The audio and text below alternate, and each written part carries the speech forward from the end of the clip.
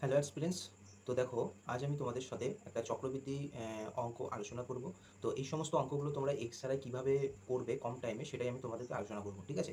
দেখো কি বলেছে, দেখো অঙ্কটা বলেছে ৩,৯০৩ টাকা এ ও বি এর মধ্যে এমনভাবে ভাগ করে দেওয়া হলো যাতে ৭ বছর পরে চক্রবৃদ্ধি সুদে এ এর সুদ আসল ও ৯ বছরের চক্রবৃদ্ধি সুদে বি এর সুদ আসল সমান হয়। যদি সুদের হার যদি 4% হয় তবে বি এর আসল কত টাকা ছিল।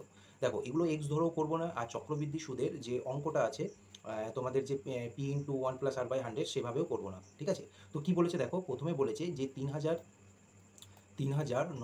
ভালোভাবে মন দিয়ে শুনবে। ঠিক আছে? ৩,৯০৩ টাকা কি করেছে না, এই টাকাটা কি করেছে, এই টাকাটা এ এবং বি এর মধ্যে ভাগ করে দিয়েছে। কার কার মধ্যে না, এ এবং বি এর মধ্যে এই টাকাটা ভাগ করে দেওয়া হয়েছে। ধরে নিতে পারো এ এক্স টাকা পেয়েছে আর বি কত টাকা পাবে, ৩,৯০৩ টাকা মাইনাস এক্স টাকা। তো এটা ধরে নিতে পারো, কিন্তু এটা আমরা ধরবো না। ঠিক আছে? তো এই মেন টাকাটা এ আর বি এর মধ্যে ভাগ করে দেওয়া হলো। এরপরে দেখো কি বলেছে, ভাগ করে দেওয়া হলো যাতে 7 বছরে চক্রবৃদ্ধি সুদে এ এর সুদ আসল এবং 9 বছরের চক্রবৃদ্ধি সুদে বি এর সুদ আসল সমান হয়। মানে 7 বছরে এর 7 বছর a⁴ আর b⁹ এর চক্রবৃদ্ধি সুদ, অর্থাৎ এটা টাইমটা। ঠিক আছে? তার এটা কি হয়, এ আর বি এর কি হয় না, এদের আসলটা সমান হয়, অর্থাৎ সুদ আসলটা সমান হয়। দেখো এদের ডিফারেন্স করব। ঠিক আছে? এ আর বি এর কত ইয়ারের ডিফারেন্স না, 2 ইয়ারের ডিফারেন্স। ঠিক আছে? এই অনুপাতটাকে ধরো এ আর বি সমান আকারে আছে, এটাকে যদি আমরা অনুপাতে নিয়ে আসি তখন কিন্তু অনুপাতটা পাল্টে যাবে, অর্থাৎ এর মানটা এদিকে আসবে এবং এর মানটা এদিকে আসবে। ঠিক আছে? তাহলে দেখো সমান হয় যদি সুদের হার 4% হয়। সুদের হার প্রতি ক্ষেত্রে কত, সুদের হার প্রতি ক্ষেত্রে 4%, তাই তো? তাহলে 4% মানে আমি কত ধরতে পারি, 1/25 ধরতে পারি। অসুবিধা আছে? 4% 1/25 টাকা ধরতে পারি, অর্থাৎ আমি ধরতে পারি 25 টাকা হলে 26 টাকা সুদ পাই, অর্থাৎ সরি সুদ আসল পাই 26 টাকা, তাই না? 25 টাকা হলে 26 টাকা সুদ আসল পায়। দেখো এর বি এর বছরটা যেহেতু বড়, অর্থাৎ 9 বছর, তাহলে বি বেশি পাবে। এদের যেহেতু একই পার্সেন্টেজ, তাহলে আমি ধরবো এ 25 টাকা আর বি 26 টাকা সুদ আসল পেলো। অর্থাৎ এ যদি 25 টাকা পায় বি কত টাকা পাবে, বি 26 টাকা পাবে। ক্লিয়ার?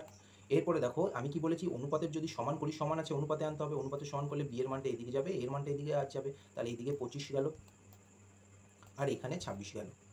ওকে? এদের যে ইয়ারের গ্যাপ, এদের ইয়ারের গ্যাপ কত, 2। ঠিক আছে? এদের ইয়ারের গ্যাপটা হচ্ছে 2, তাহলে এদের স্কোয়ার করব।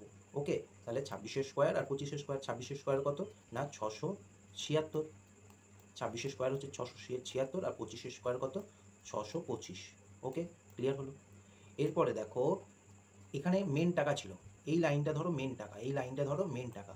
এরপরে কি করেছে না, এ কত টাকা পাচ্ছে না, এ 625 টাকা পাচ্ছে। এ কত টাকা পেলো, এ 625 টাকা পাচ্ছে।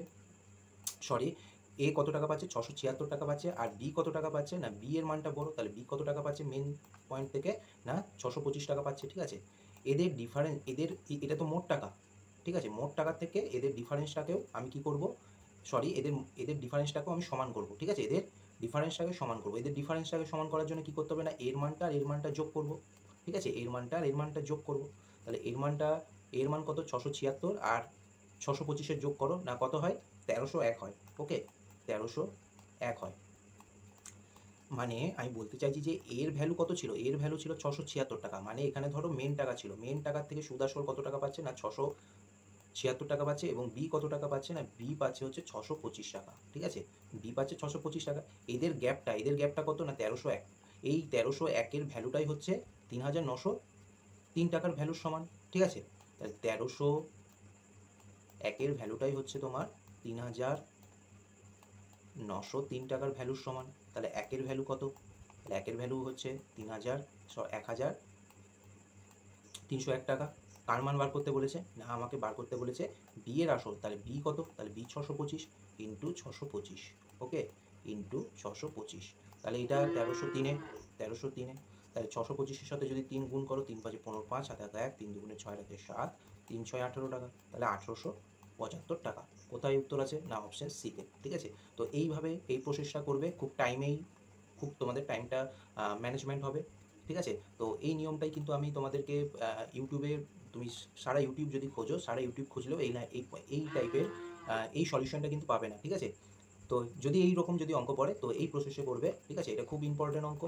ওকে? পিএসসি ক্লার্কশিপের জন্য খুব ইম্পর্টেন্ট, এসএসসি জিডির জন্য খুব ইম্পর্টেন্ট। ঠিক আছে? এগুলো নোট ডাউন করে রাখবে তোমাদের খাতাতে। তো জয় হিন্দ, জয় ভারত।